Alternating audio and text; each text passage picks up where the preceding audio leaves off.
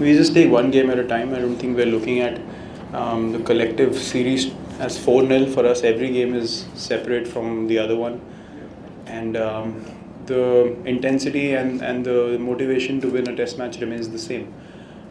Whether we won the series or we haven't won the series, or it's drawn, or whatever the case might be. So we're not looking at a score line as such. We just want to continue what we've been doing. It takes a lot of hard work to win a test match, and to put a number to it before, I think, would be unfair to the players and the series as well. So I think for us it's all about going through the process like we have been doing, and focusing on each situation, each session, one at a time, and slowly build the blocks to get a test win. Absolutely. I mean, their contributions with the bat have been outstanding. Hasn't taken much from me at all to motivate them. I think Ashwin has set a benchmark for the other spinners to contribute with the bat as well. And Jadeja has come of age with the bat in this series. We saw his crucial knock in Mohali, where he went out with a lot of confidence and scored those 90 runs for us. Then Jayant as well. He gets inspired seeing Ashwin, the way he improves his cricket every time. So Jayant always has been a keen learner, and he works a lot on his batting as well. So are the fast bowlers. I mean, Mohammad Shami, Bhuvneshwar Kumar, even Umesh become so much better with the bat, and they understand the importance of those runs. Amit Mishra, when he's played, he's done very well with the bat. So as a captain, it obviously gives you more freedom to play 5 batsmen rather than thinking of another batsman, where your bowlers contribute 120, 130 runs every game for you. That's as good as playing another batsman, and you get a bowling option as well. So I give them credit for working hard and giving the team that extra option.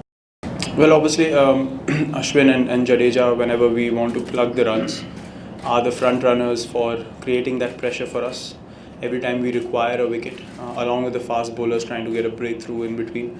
I think Jayant, what he's done, he's come in and he's had his plans. He knows his game very well. He knows his bowling very well, so has a lot of control as well.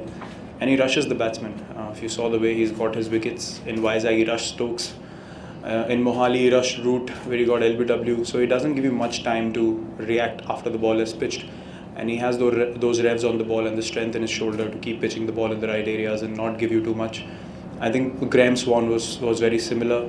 The way he bowled, the pace control was magnificent without giving the ball too much air. And that's why he was so successful. That's what I see with Jayant as well. He has great control over his arm speed and the amount of revs on the ball he has. So as a captain, I know that the third bowler is also someone that the batsman cannot independently go after. And that brings him into the game at any stage. Whenever we require an important wicket or 2-3 wickets, Jayant's always there on the spot, making things happen and creating doubt in the batsman's head. So I think he's been a great addition to Team India. Not really. I mean, we still understand we've got a lot of cricket to play everywhere in the world. It's not only about this one period that we're going through. It looks really good because we've come out of transition and immediately we started winning games. But I wouldn't take it as a thing for overconfidence. It's as I said, it's an ongoing process which needs to be sustained for the next 5, 7, 8 years for us to become a top quality side and leave a mark on world cricket, maybe known as one of the best teams to have assembled onto the field. And we want to do it across formats and make that mark for Indian cricket on the world stage. But it requires a lot of persistence on skill, a lot of hard work on your fitness, and those are the key factors which will decide where we go as a unit and as a team. We don't feel invincible, to be honest. We respect every opposition. We admit every time we are put under pressure. We know that teams are going to put us under pressure, and we appreciate that, we accept that, and we try to find a way out of it. I think that's been key for us, and as I said, it's a process that should go on for another 5 to 8 years. If I have a chance, I would love to do that.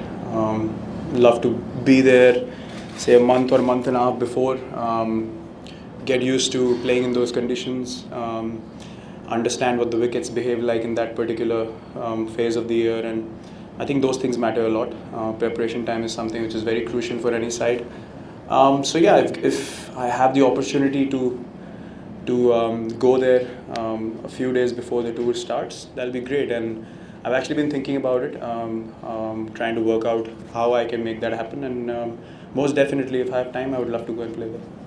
Yeah, it's been a conscious effort, to be honest. Many times I've felt like I can go after the spinners, but I understand I need to go in that extra hour or 2 hours for the team, and I don't necessarily feel the need to hit sixes. It's just, an excitement of a batsman crossing 150, 160. They'll feel like expressing yourself, but then I realize if I'm scoring at 3, 4 and over without even trying to hit a boundary, I can rotate, strike, and do that for the team. I don't necessarily need to take that big risk at any stage and cost the team some momentum. Because if me and the management have decided to play 5 batsmen, it obviously makes up my mind to take up more responsibility out there in the middle rather than doing what I want to do. So it's about finding ways to still be positive, but at the same time understanding what the team needs, and that's the balance you need to strike playing at the international level. You just can't go and play your own game and say that's the way I play.